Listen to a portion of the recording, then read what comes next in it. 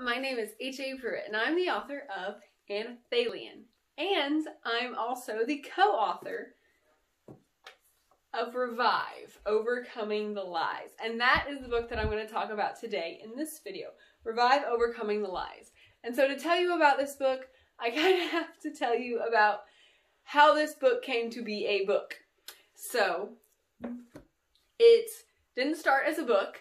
As I was growing up and dealing with different things, I draw. I'm an artist, and I started to draw what I call now my series. And I didn't mean to make it a series. It was just, I express myself best through pictures. Talking is difficult for me. Talking about things with other people is even harder for me. Drawing is my primary mode of succinct, deep communication, and writing is another form of communication that I do well. So I started drawing, and this is one of the drawings. It doesn't look exactly like this. It's a black and white pencil drawing, but this is one of the drawings in the series. And the other drawings are now in this book, and so I won't show them to you all right now, but the series kind of expressed what I was going through, expressed what I was feeling, and I was just dealing with something that was sin, and it was difficult to get away from that sin, and I got deeper in that sin, but finally I let God pull me up out of that sin. And so that was what the drawings kind of expressed. So, let's see. Then fast forward like about 10 years or more, I did the different pictures in the series at different times, so it's hard to tell. Just kind of did them randomly, but fast forward like 10 years or so, and my husband and I pastor a church, in a little bitty church in an area where a lot of people have really difficult needs, really hard brokenness going on. And our church is pretty small, and the people who physically live around this little church don't come to the church. I think there's only one person that lives within just a few minutes of the church. Most of them drive a ways. And so we wanted something in our church, some kind of class, some kind of curriculum, some kind of outreach, some kind of mission that would allow us to connect with the people around the church in their brokenness. Because a lot of them had things that we had never gone through. And so we felt like we couldn't really connect with them. But my husband and I wanted something to encourage our church to go and reach out to these other people. And so, I think it was the beginning of the year, I'm not sure what year, but it was the beginning of the year where the pastor, my husband, issued a challenge to the church to do something for 40 days that would deepen your spiritual walk with God. And a lot of people did things like, I'm going to read my Bible for 40 days straight, I'm going to pray for 40 days straight. But I already did a lot of those things that really helped me grow spiritually. I'm the Sunday school teacher, I'm the Sunday night teacher, so I'm like always in the Bible and always doing stuff and always trying to deepen my walk with God. And so I just asked God, like, what do you want me to do? And He put it on my heart to make my series of drawings into, the best word I got is this curriculum that would help our church think about our sin and our need for God to revive us so we could reach out to the brokenness around us. And so I was like, okay, God, just help me do this. And every day for 40 days, I wrote, I worked on, I did something with this curriculum, and it became half of what this book is now. I took each picture and I looked at it and I thought about what was in that picture. Why did I draw that? What did it communicate? What was I trying to express? And I wrote something to go along with it. So I'm looking for the picture that goes along, the writing that goes along with this picture right now. So let me find it. Okay, so in the book, you have the picture I drew and then what I wrote. The picture's called Oxygen, New Life. And it says, the little explosion goes off in your heart. It's like breathing for the first time. Pure, crisp air fills your nose, your lungs, and you feel every particle of it waking up your senses. You never knew everything was so muffled, as if you were seeing, hearing, feeling, breathing, and trying to figure out life while held down in dark water. You never knew everything was so dark and disorienting until now. You cried out to God to save you, and in a moment he revived your numb heart, pulled you up out of your dead life, and brought you to where the light dazzles your eyes, the warmth dries your face, and the air gives you real life. You're alive. You feel, you see, and you know that it is all because of God's saving power and love. And so I wrote something like that to go with each picture, just a couple little paragraphs. And I also wrote questions that would help us delve deep into that concept. That concept is salvation, in case you didn't get it. How salvation just like wakes you up and makes you alive for the first time out of this darkness, out of this life that feels like being held down in dark water.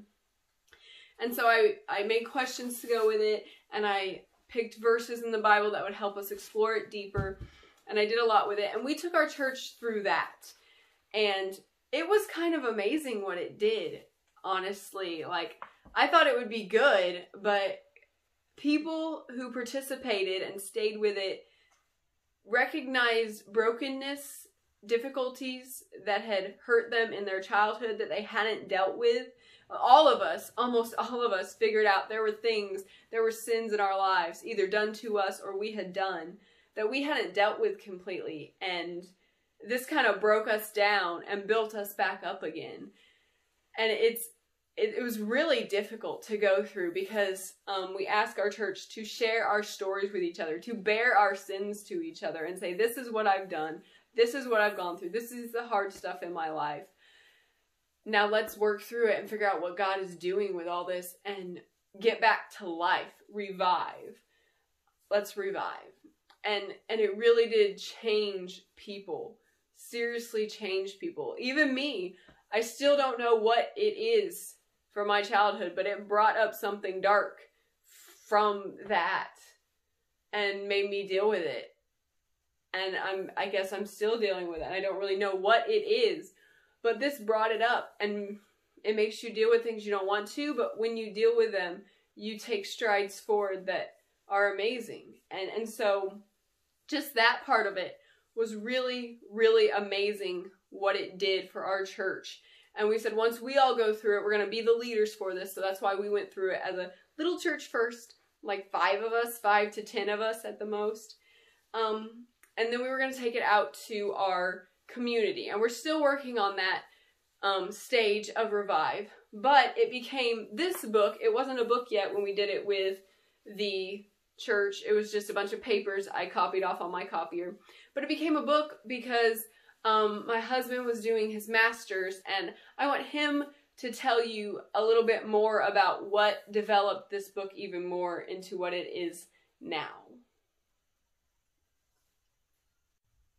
Heather wants me to tell you about why Revive is what it is now.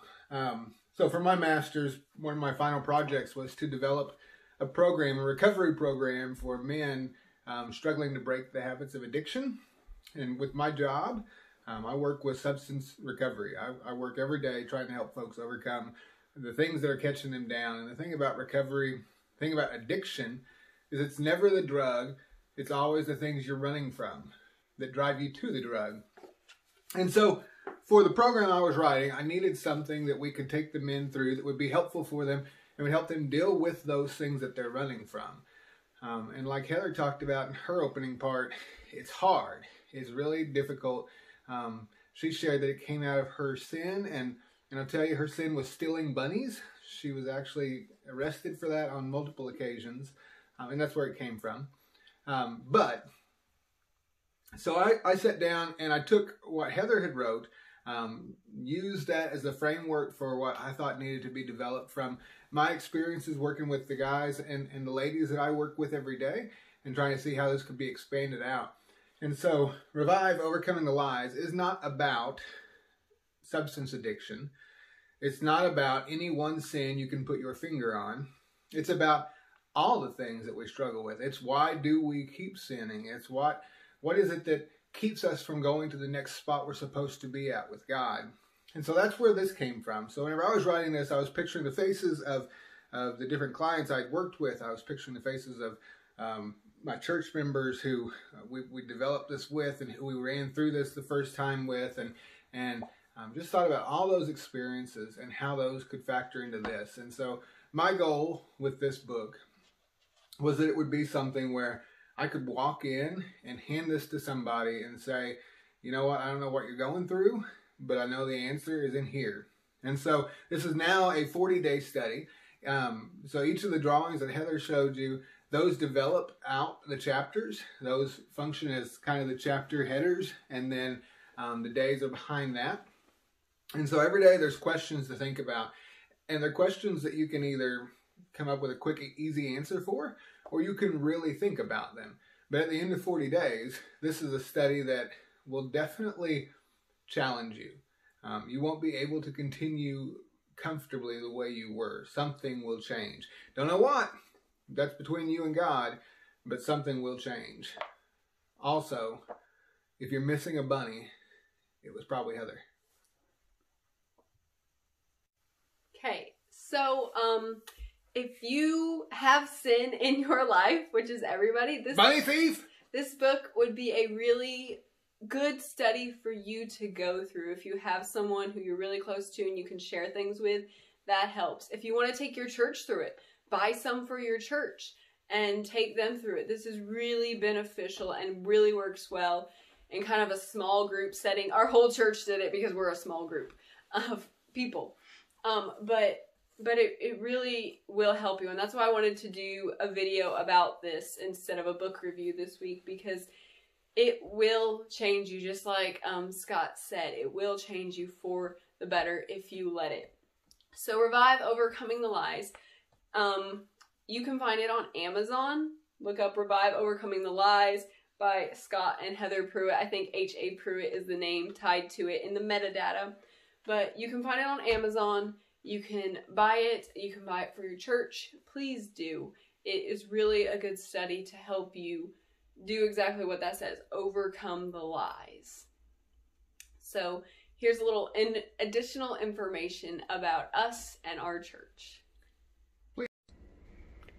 You can learn more about our church, Mount Etna, or you can learn more about Revive by going first to my website, hapruitt.com/bio, or you can go to the page on my website, hapruitt.com/revive, by clicking the button, What is Revive? And it takes you to a description. This is kind of a description of what Revive is all about, so you can read about it. And it has a couple of the pictures and a few excerpts that go along with the pictures that are just a little bit. That's part of what I read earlier in the video. And that's the drawings there, just a couple of them. Or you can go to our Mount Etna Facebook page. On Facebook, Mount Etna Baptist Church. And on there we have, if it will load, on there we have the sermons we record each week, and each day we have a Mount Etna Facebook Bible study that you can listen to. So this is one of the Mount Etna Facebook Bible studies. It's not quite loading. You can see there's another one, and this is our little church with the pastor preaching, and you can skip ahead and watch him preaching. We record that each week, and there's me teaching Sunday school, so you can get a lot of different things and find out what we're about. And if you're near Bolivar, you can visit us, and we would love for you to do that. So if you do buy Revive and you do read it, tell us, leave a review, and also just send us a message and tell us if it helped you, what it did. Tell us what you think of it. We'd really appreciate it. So thank you very much for watching. Bye. Bye. If you want to know more about Anna Thalian or H.A. Pruitt, please follow me on Instagram at H.A. Pruitt. You can find me on Amazon as an Amazon author, H.A. Pruitt. Please watch my YouTube channel and all my cool videos on my channel, H.A. Pruitt Anna Thalian. You can find me on the Facebook page, H.A. Pruitt Anna Thalian. You can follow me on Goodreads by the name H.A. Pruitt and the book Anna Thalian. Or you can go to my website where so much cool stuff about Anna Thalian is. The website is hapruitt.com. Get top of your head.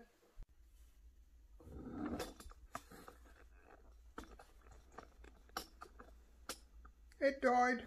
It died. Stop. I need to see where I am in the view. Okay. No! I didn't even touch it. I'll make a good boy.